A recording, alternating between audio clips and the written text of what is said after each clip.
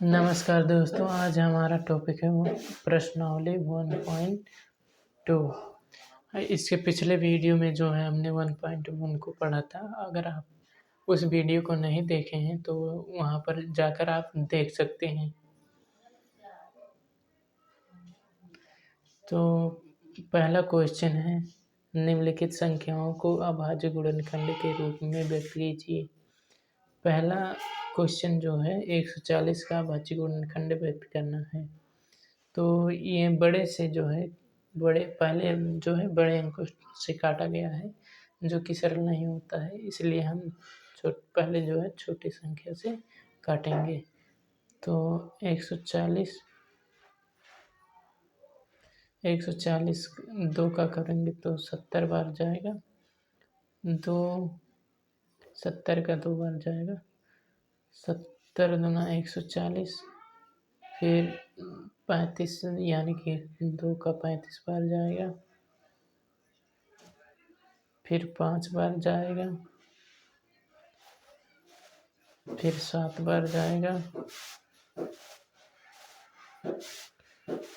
अतः हमें 140 का जो है 140 का प्राइम फैक्टराइजेशन प्राप्त हुआ है, जो है 2 × 2 × 5 × 7 गुणनखंड रूप है ये अभाज्य गुणनखंड। यहाँ पर आप देख सकते हैं। उसके बाद हमें 156 का जो है अभाज्य गुणनखंड करना है। यहाँ पर हम देख सकेंगे 156 को हम 2 से विभाज्य करेंगे।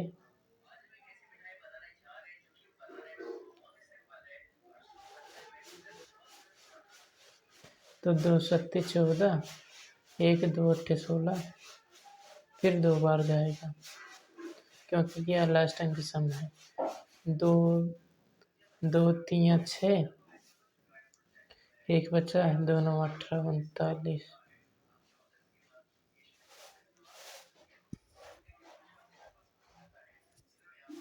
39 बचा। फिर हम 3 से काटेंगे, 13 3 39, फिर 13 से कटेगा 1। तो इसका अभाज्य गुणनखंड प्राप्त होगा 2 × 2 × 3, 2 × 2 × 3 जो है 13। यह हमें जो है 156 का अभाज्य गुणनखंड प्राप्त हुआ है। यहाँ पर आप देख सकते हैं, ये 2 का स्क्वायर है, ना कि 2 2, ये स्क्वायर है।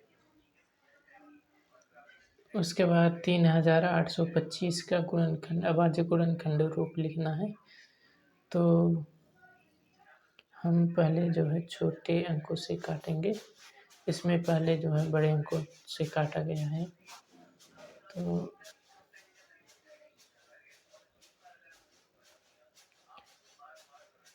3825 के पहले हम जो है 2 से कटेगा नहीं, 3 से काटेंगे। 3 1 3, 3 2 6, 2 बचा, 22 3 7 21, 3 5 15, फिर 3 से काटेंगे, 3 चौको 12, 3 चौको 12, उसके बाद 25 3 75, 25 3 75। उसके बाद हम 5 से काटेंगे, 3 से नहीं कटेगा। तो 5 8 40, 40 और 5 5 25, 85 आ गया। फिर 5 से काटेंगे तो 17 5 85, 17 एकम 17।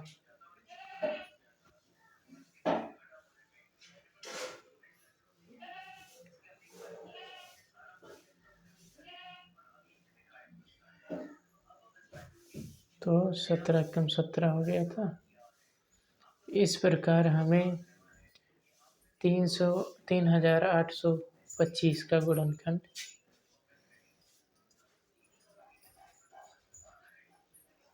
825 का गुणनखंड 3 × 3 उसके बाद 5 × 5 × 17 प्राप्त हुआ है। तो 3825 का गुणनखंड ये प्राप्त हुआ है। 3 का स्क्वायर इंटू 5 का स्क्वायर इंटू 17। उसके बाद 5005 का गुणनखंड हमें ज्ञात करना, अभाज्य गुणनखंड ज्ञात करना है।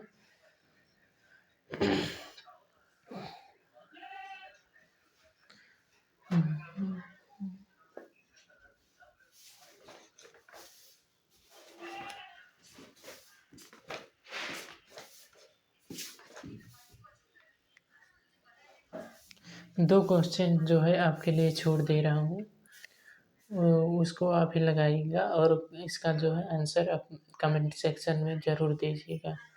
नंबर एक 5005 और नंबर 2 7429 का अभाज्य गुणनखंड ज्ञात करके जो है कमेंट सेक्शन में कमेंट ज़रूर करना। इसका सही उत्तर जो है आप कमेंट में ज़रूर बताइएगा। क्वेश्चन नंबर दूसरा है, पूर्णांकों के निम्नलिखित युग्मों के एलसीएम एंड एचसीएफ ज्ञात कीजिए तथा इसकी जांच कीजिए कि दो संख्याओं का गुणनफल एलसीएम क्रॉस एचसीएफ है। तो हमें जो है अलग अलग करके इनका जो है अभाज्य गुणनखंड कर लेना है। पहले हम 26 का जो है अभाज्य गुणनखंड करेंगे।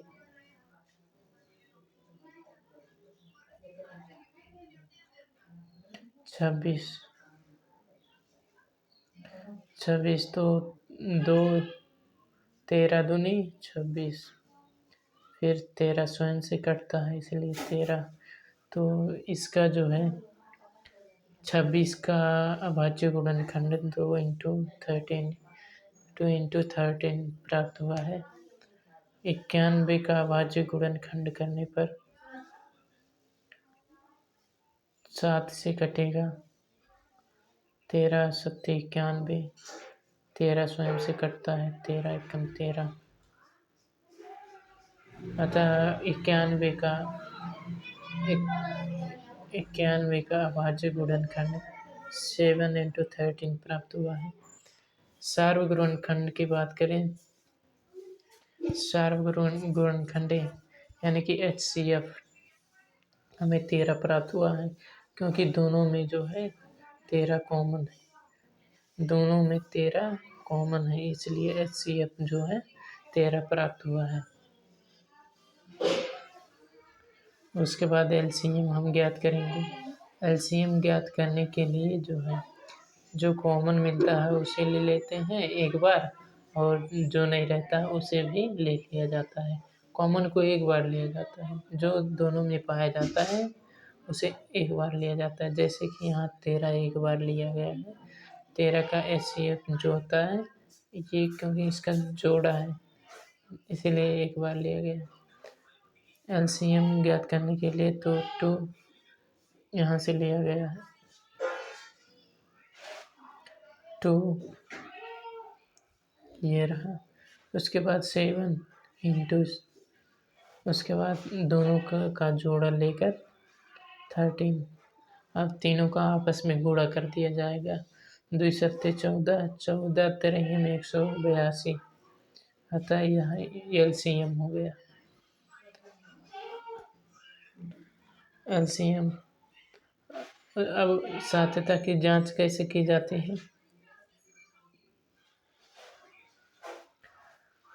दो संख्याओं का गुणनफल जो है, संख्या क्या क्या है, HCF यहाँ हमें 13 प्राप्त हुआ था और LCM 182 और दोनों का जो है आपस संख्याओं का गुणा आपस में कर दिया जाएगा जो क्वेश्चन दिए गए थे और HCF LCM का गुणा आपस में कर दिया जाएगा। तो अगर दोनों बराबर आएंगे तो सब वह आपका क्वेश्चन सही है, वरना कहीं ना कहीं गलत हो सकता है अगर बराबर नहीं आएगा दोनों तो यहाँ दो संख्याओं का गुणनफल संख्या क्या क्या था?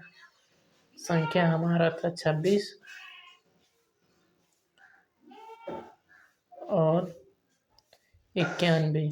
संख्या क्वेश्चन में यही दिया गया था ना, 26 और 91 बराबर जो है LCM और HCF ज्ञात करना है।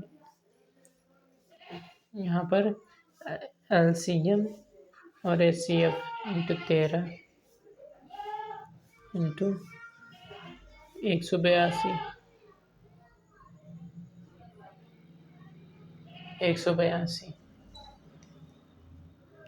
दोनों का इसका गुणन 2366 प्राप्त हुआ है और इसका गुणा करने पर 2366 प्राप्त हुआ है, अतः यह सही है। उसी प्रकार इस क्वेश्चन को भी करना है। दूसरे क्वेश्चन को कितना दिया है? 510 और 92। तो इसका अभाज्य गुणनखंड उसी प्रकार निकाल लेंगे जिस प्रकार हमने पहले बताया था।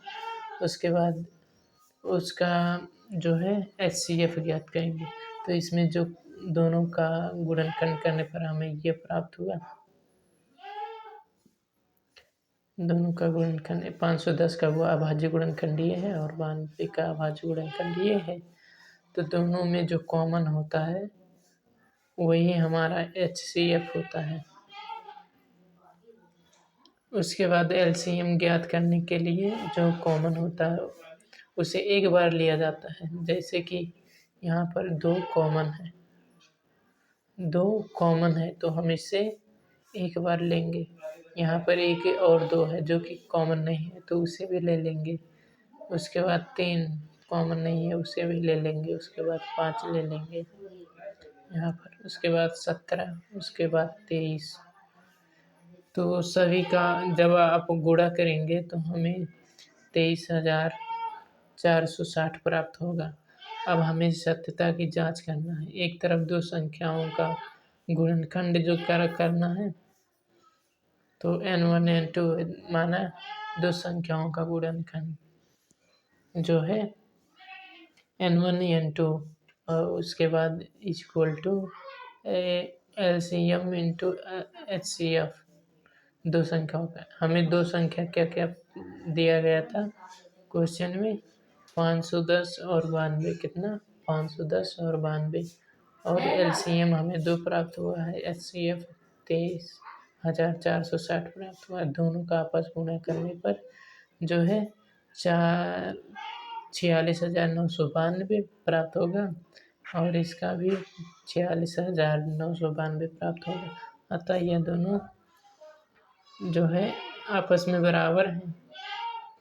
अतः सिद्ध हो गया कि ये क्वेश्चन सही है, उसका हल सही है, अभाज्य गुणनखंड। उसके बाद तीसरा क्वेश्चन है। क्वेश्चन नंबर तीसरा जो है आपको दे रहा हूँ, आप ही लगाकर जो है इसका गुणनखंड करके और हल करके सिद्ध करके जो है इसका आंसर कमेंट सेक्शन में ज़रूर देना। एक क्वेश्चन तो आपके लिए ही बनता ही है। क्वेश्चन नंबर तीसरा है। क्वेश्चन नंबर तीसरा, अभाज्य गुणनखंड विधि द्वारा निम्नलिखित पूर्णांकों के LCM और HCF ज्ञात कीजिए। जो दिया है उसका हमें जो है अभाज्य गुणनखंड विधि करके LCM और HCF ज्ञात करना है। तो 12 को पहले हम 12 का जो है अभाज्य गुणनखंड करेंगे। 2 छक्का 12, 2 तियां 6, 3 एकम 3। तो हमारा 12 का अभाज्य गुणनखंड जो है 2 × 2 और × 3 जो है मिला है। क्रॉस मतलब गुणा वही। उसके बाद 15 का अभाज्य गुणनखंड करना है। 15 तीन 3×5 = 15, 5 एकम 5, तो 15 का अभाज्य गुणनखंड 3 और 5 प्राप्त हुआ है। उसके बाद हमें 21 का गुणनखंड अभाज्य गुणनखंड करना है। तो 21 यहाँ पर 21 लेंगे हम, तो 30 3 से कटेगा, 3 सत्ते 21, 7 एकम 7। इस प्रकार हमें 21 का जो अभाज्य गुणनखंड है 7 और 3 प्राप्त हुआ है। इस सार्व गुणनखंड की बात करें तो हमें कॉमन क्या दिख रहा है, सभी में कॉमन 3 दिख रहा है। यहाँ पर देख सकते हैं, ये यहाँ पर कॉमन है, उसके बाद यहाँ पर भी है 21 वाले अभाज्य गुणनखंड में। तो सार्व गुणनखंड जो हो जाएगा 3, इसलिए HCF जो होगा वो 3 प्राप्त होगा। इसके अलावा हमें जो है LCM ज्ञात करना है। तो जो कॉमन है उसे एक बार लेकर के 3 सभी में कॉमन है। इसके अलावा 2 यहाँ पर आप देख सकते हैं, 2 बार है तो 2 लेंगे, 2 बार लिया। उसके बाद 5, उसके बाद यहाँ पर 7 है, 7 लेंगे। सभी का आपस में गुणा करने पर हमें 420 प्राप्त होगा। यही हमारा LCM है। क्या? यही हमारा LCM है। इसके अतिरिक्त एक और क्वेश्चन है, 17, 30 और 29 का जो है अभाज्य गुणनखंड करके HCF और LCM ज्ञात करना है। पहले हमें जो है 17 का अभाज्य गुणनखंड करना है। तो 17 का एक बार जाएगा, तो 17 एकम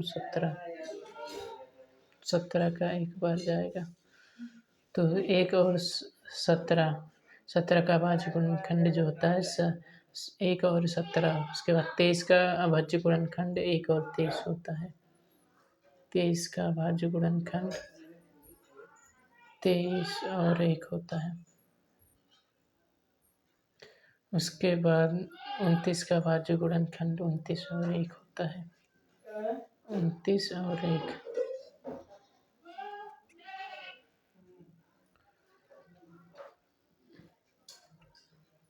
29 और 1 होता है। इस प्रकार एक हमें जो है सभी में कॉमन दिख रहा है, अतः यह HCF हो जाएगा। LCM ज्ञात करने के लिए उस अंक को भी लेंगे जो सभी में कॉमन है। तो एक का किसी भी अंक में गुणा करेंगे तो उतना ही प्राप्त होगा, इसलिए उसको या लिखें या ना लिखें, इसमें कोई दिक्कत नहीं है। तो 17 लेंगे, पहले 17 गुणा 23 गुणा 29, तीनों का आपस में गुणा करेंगे तो 11,339 आएगा LCM। यही हमारा LCM है। इसके अतिरिक्त ये यहाँ एक क्वेश्चन दिया है, इस क्वेश्चन को आप खुद से लगाइए और इसका आंसर जो है कमेंट सेक्शन में ज़रूर दीजिए। चौथा क्वेश्चन है, HCF 306 657 = 9 दिया है। तो LCM 306 और 657 ज्ञात कीजिए। हमें LCM ज्ञात करना है। क्या ज्ञात करना है? HCF का मान तो दिया है,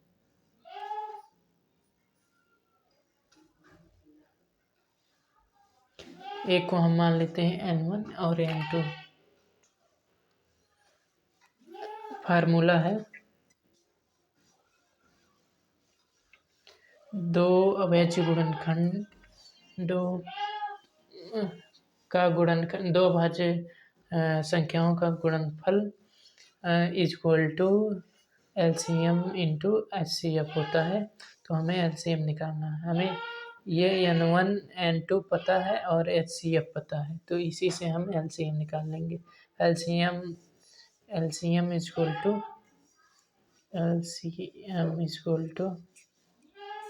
N1 संख्या है ना, और N2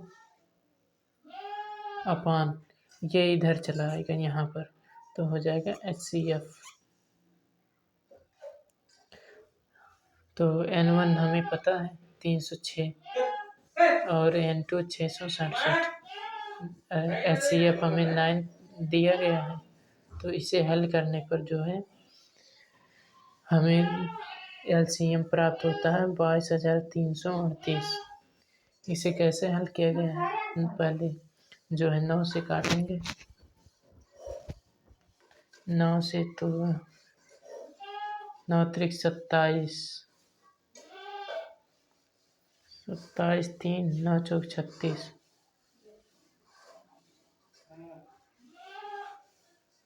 9 चौक 36 34 प्राप्त हुआ हमें। फिर यहाँ पर 34 गुणे 657 इज इक्वल टू 22,338 प्राप्त हुआ। यही हमारा LCM है। LCM इज इक्वल टू इतना। 5वां क्वेश्चन है, जांच कीजिए कि क्या किसी प्राकृतिक संख्या n के लिए संख्या 6n का 0 पर समाप्त हो सकती है। तो ये क्वेश्चन इम्पोर्टेंट भी है, आप इसे जो है रट भी सकते हैं।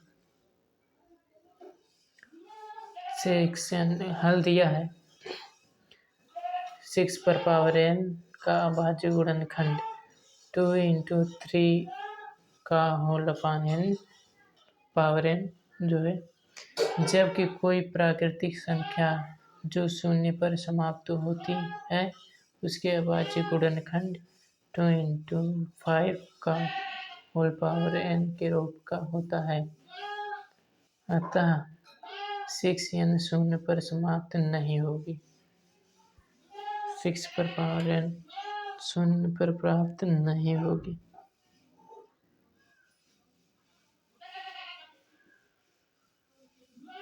क्वेश्चन नंबर 6 है,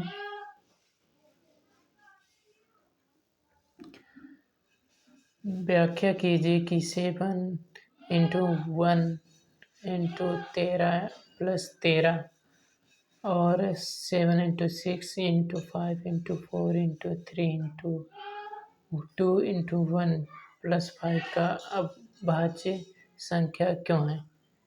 भाज्य संख्या क्यों है? तो माना A इज इक्वल टू यहाँ पर दिया गया है, यहाँ पर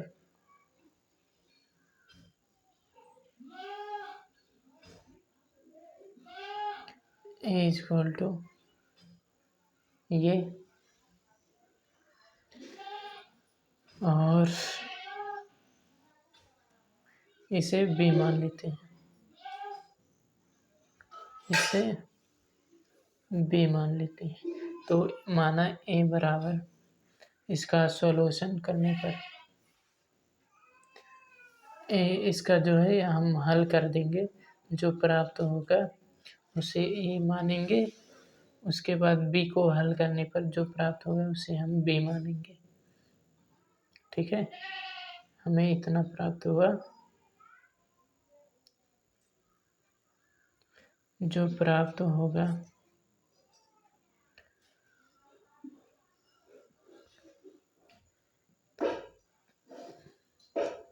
अतः यह भी एक भाज्य संख्या है, क्योंकि इसके भी भाज्य गुणनखंड में एक को छोड़कर अन्य दो गुणनखंड हैं। अन्य दो गुणनखंड है, इसलिए ये भाज्य संख्या है।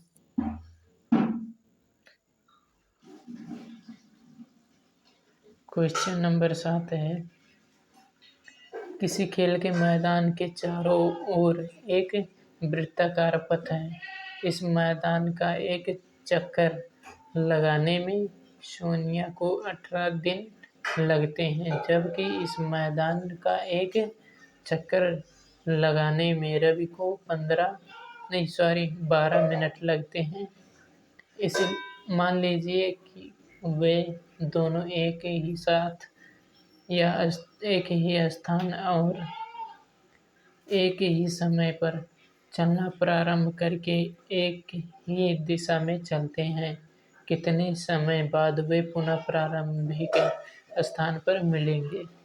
तो हमें यहाँ पर जो है कितने समय बाद वो पुनः उसी स्थान पर मिलेंगे, हमें चक्कर बताना है। हल दिया है। एक चक्कर में सोनिया 18 मिनट लेती है, तो रवि को एक चक्कर में जो है 12 मिनट लगता है। वे दोनों एक ही स्थान पर जो है एलसीएम मिनट के बाद मिलेंगे, तो हमें सीएफ ज्ञात करना है। कितना एचसीएफ ज्ञात करने के लिए जो कॉमन होता है उसी का जो है गुणनफल एचसीएफ हो जाता है। तो 18 का अभाज्य गुणन करने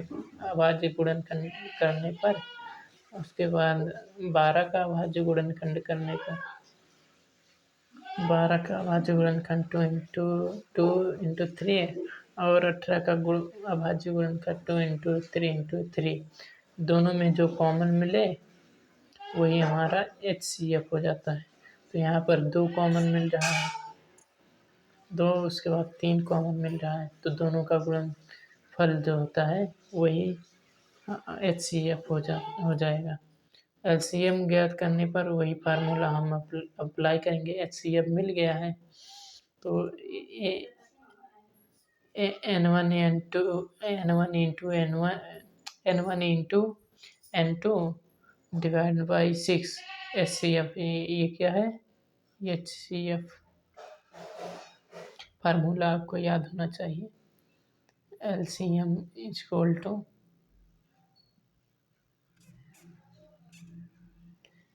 N1 into N2 divide by HCF.